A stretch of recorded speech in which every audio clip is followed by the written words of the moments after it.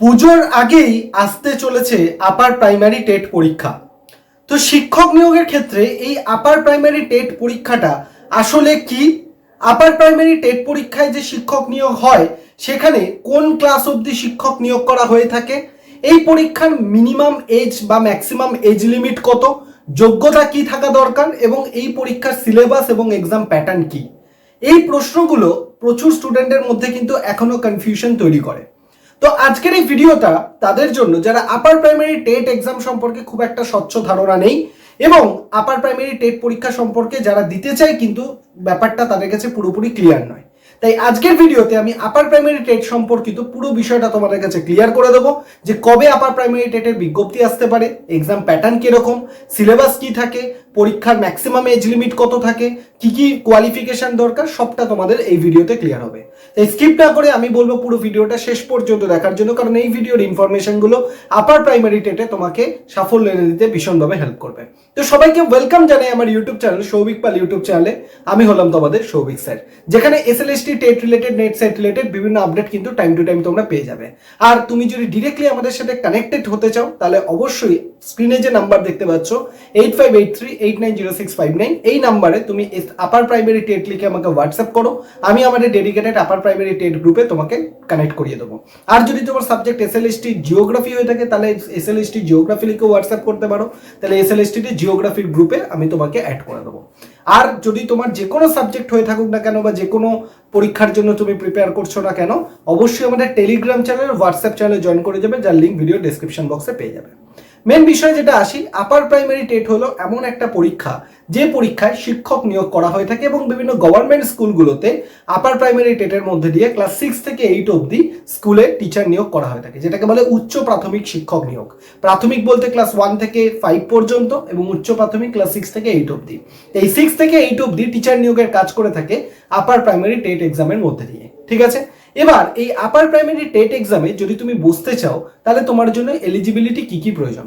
Upper primary TET পরীক্ষায় যদি তুমি বসতে চাও তাহলে অবশ্যই করে তোমাকে কি করতে হবে? তোমাকে এইচএস বা উচ্চ মাধ্যমিক পাস করতে হবে, তার সাথে গ্র্যাজুয়েশন 50% মার্কস, এবং যদি গ্র্যাজুয়েশন তোমার কমপ্লিট হয়ে গিয়ে থাকে তারপর তুমি হয় 2 বছরের ডিপ্লোমা কোর্স ডিএলএড করতে হবে অথবা 2 বছরের তুমি বিএড কোর্স তুমি করতে পারো। তাহলে আবারও তোমাদের পরিষ্কার করে দিই, উচ্চ মাধ্যমিক, তার সাথে তুমি কি করলে? গ্র্যাজুয়েশন করলে, গ্র্যাজুয়েশনের সাথে তুমি কি করলে? গ্র্যাজুয়েশন উইথ 50% মার্কস, তার সাথে তুমি 2 বছরের ডিপ্লোমা করতে পারো যেটাকে ডিএলএড ডিগ্রি বলে, বা তুমি 2 বছরের জন্য বিএড করতে পারো।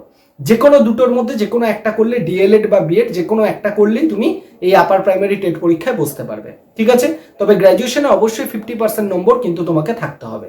এবার অনেকের প্রশ্ন আসে, স্যার আমি ডিএলএড বা বিএড এর সবে অ্যাডমিশন নিয়েছি, পার্সুইং রয়েছে, আমি কি পরীক্ষায় বসতে পারবো? অবশ্যই পারবে। যাদের ডিএলএড বা বিএড পার্সুইং রয়েছে তারাও কিন্তু আপার প্রাইমারি টেট পরীক্ষায় বসতে পারবে পার্সুইং দিয়ে। ঠিক আছে, তাহলে এলিজিবিলিটিটা আশা করি তোমাদের ক্লিয়ার হলো। এইবার মেন বিষয় যেটা হচ্ছে কত বয়স অবধি পরীক্ষায় বসা যায়। এই পরীক্ষায় বসার জন্য মিনিমাম এজ লিমিট হচ্ছে 18 বছর আর ম্যাক্সিমাম জেনারেলদের জন্য হচ্ছে 40 বছর। সেক্ষেত্রে যারা এসসি এসটি ক্যাটাগরি রয়েছে তাদের 10 বছরের রিল্যাক্সেশন থাকে এবং যারা ওবিসির ক্যাটাগরিতে রয়েছে তাদের 5 বছরের ছাড় বা রিল্যাক্সেশন কিন্তু বয়সের জন্য দেওয়া হয়ে থাকে। এবং এই পরীক্ষার যদি সিলেবাস তোমরা দেখো, পরীক্ষার সিলেবাস কি থাকে? পরীক্ষায় থাকে চাইল্ড ডেভেলপমেন্ট পেডাগজি বা যেটাকে সিডিপি বলে, যেটায় 30টা কোশ্চেন থাকে, 30 নম্বর, প্রতিটা কোশ্চেন 1 মার্কস করে, তাহলে 30টা কোশ্চেন 1 মার্কস করে মানে 30 নম্বর থাকে। নেক্সট থাকে বাংলা সাবজেক্ট, যেখানে 30টা কোশ্চেন 1 মার্কস করে 30 নম্বর।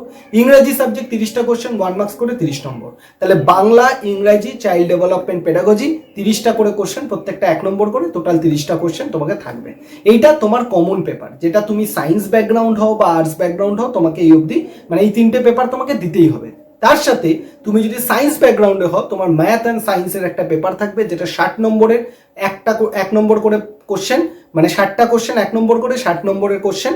আর যদি তুমি আর্টস ব্যাকগ্রাউন্ডে হও তাহলে সোশ্যাল স্টাডিজ থাকবে, যেখানে ইতিহাস ভূগোল সবকিছু মিলিয়ে মিশিয়ে থাকবে এবং যেখানে 60টা কোশ্চেন, প্রত্যেকটা কোশ্চেন 1 নম্বর করে 60 মার্কসের। তাহলে তুমি যদি আর্টস ব্যাকগ্রাউন্ডের হও তাহলে বাংলা, ইংরেজি, child development pedagogy plus social স্টাডিজের পরীক্ষা দেবে। বাংলা, ইংরেজি, চাইল্ড ডেভেলপমেন্ট পেডাগজি 30-30 করে, মানে 3 30 90, প্লাস তার সাথে হচ্ছে সোশ্যাল স্টাডিজ 60 নম্বর, মানে 60 প্লাস 90 হচ্ছে 150 নম্বরের পরীক্ষা তুমি দেবে। আর যদি তুমি সায়েন্স ব্যাকগ্রাউন্ডের হও তাহলে বাংলা 30, ইংরেজি 30, চাইল্ড ডেভেলপমেন্ট পেডাগজি 30, তার সাথে তোমার ম্যাথ অ্যান্ড সায়েন্সের 60 নম্বরের পেপার, তাহলে 60 আর ওইদিকে তোমার 90, তার মানে হচ্ছে 150 নম্বরের পরীক্ষা তুমি দেবে। তুমি আর্টসের হও তাও 150, তুমি সায়েন্সের হও তাও 150 নম্বরের পরীক্ষা তোমার থাকবে। প্রতিটা কোশ্চেনে 1 মার্কস করে, কোনো নেগেটিভ মার্কিং নেই। এবং এই পরীক্ষায় কিন্তু তোমার টাইম থাকে 2 ঘন্টা 30 মিনিট, মানে 2.5 ঘন্টা পর্যন্ত টাইম তুমি এই পরীক্ষার জন্য পেয়ে যাবে, ঠিক আছে।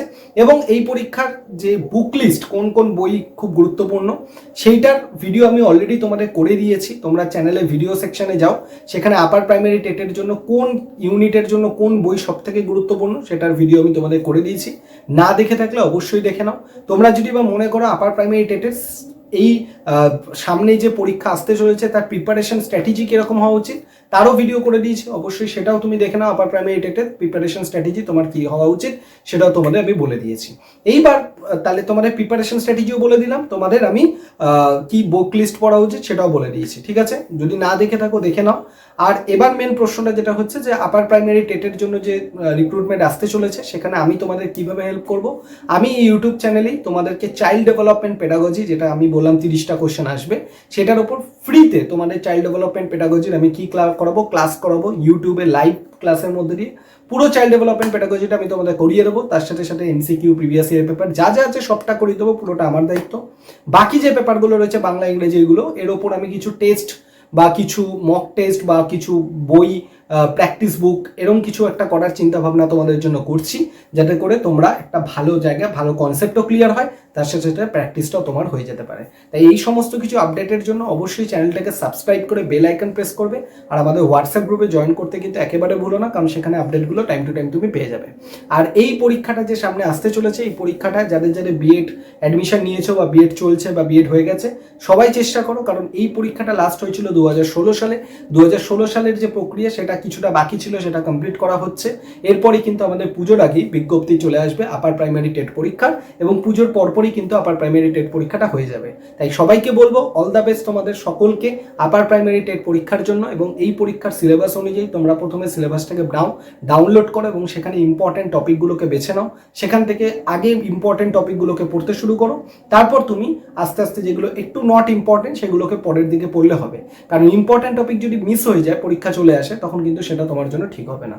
তোমরা যদি মনে করো আপার প্রাইমারি টেটের সিলেবাসের ইম্পর্টেন্ট টপিক কোনগুলো সেগুলো তোমরা জানতে চাও আমার কাছ থেকে, অবশ্যই ভিডিওর কমেন্ট সেকশনে কমেন্ট করবে, আমি সেটার একটা ভিডিও সেপারেটলি তোমাদেরকে বানিয়ে দেবো, যেটা তোমাদেরকে হেল্প করবে কোন টপিকগুলো আগে পড়বে কোনটা পরে পড়বে সেটা বাছার জন্য।